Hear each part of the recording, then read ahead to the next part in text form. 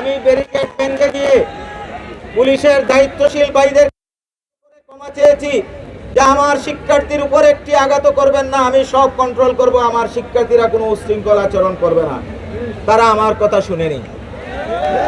এই জন্য আমাদের আরেকটি দাবি, যে পুলিশরা ফ্যাসিবাদী আমলে নির্বিচারে লাঠিচার্জ করত, মানুষকে গুম করত, খুন করত, তারই ধারাবাহিকতায় বৈষম্যহীন এই সরকারের সময় বৈষম্যহীন এই বাংলাদেশে একটি পাবলিক বিশ্ববিদ্যালয়ের শিক্ষক শিক্ষার্থী পুলিশ দ্বারা নির্যাতিত হতে পারে না, তার বিচার করতে হবে। আমরা এই দাবি,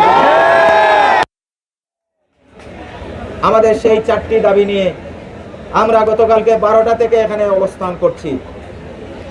অত্যন্ত দুর্ভাগ্যজনক বিষয় হলো, সরকারের পক্ষ থেকে এই পর্যন্ত আমাদের সাথে কোনো ধরনের সিদ্ধান্তমূলক কথা বলা হয়নি। আমরা ওই উপদেষ্টার কাছে আশা করেছিলাম উনি সর্বপ্রথম এসে ওনার সহযোদ্ধা শিক্ষার্থী যারা পুলিশ কর্তৃক লাঞ্ছিত হয়েছে, যে সমস্ত শিক্ষকরা লাঞ্ছিত হয়েছে, তার জন্য সরকারের পক্ষ থেকে দুঃখ প্রকাশ করবেন। কিন্তু টানা 7মবারের মতো বেস্ট টিস্যু পেপার ব্র্যান্ড হিসেবে স্বীকৃতি পেয়েছে বসুন্ধরা টিস্যু। আমরা আরেকটি ভিডিও দেখেছি, উনি পুলিশকে বলেছেন 10 মিনিটের মধ্যে জায়গা ফাঁকা করে দিতে।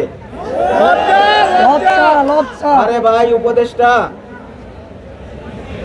ভাই, জুলাই বিপ্লব যদি সফল না হতো তুমি উপদেষ্টা হতে পারতা না। উপদেষ্টা হওয়ার পরে তুমি পুলিশ প্রোটেকশন নিয়ে চলো।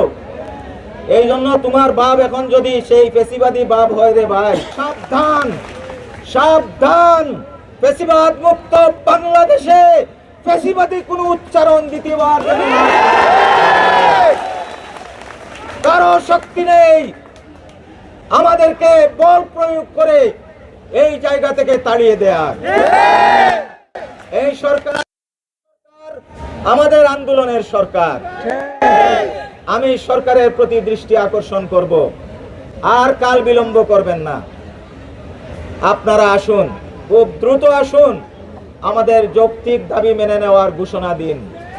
আপনারা যদি সেই ঘোষণা দেন, আমি জগন্নাথ বিশ্ববিদ্যালয়ের শিক্ষার্থীদের দায়িত্বশীল হিসাবে দ্ব্যর্থহীন কণ্ঠে আপনাদের সামনে আমি ঘোষণা দিচ্ছি, 2 মিনিটের মধ্যে আমার শিক্ষার্থীদের নিয়ে আমি ক্যাম্পাসে ফিরে যাব।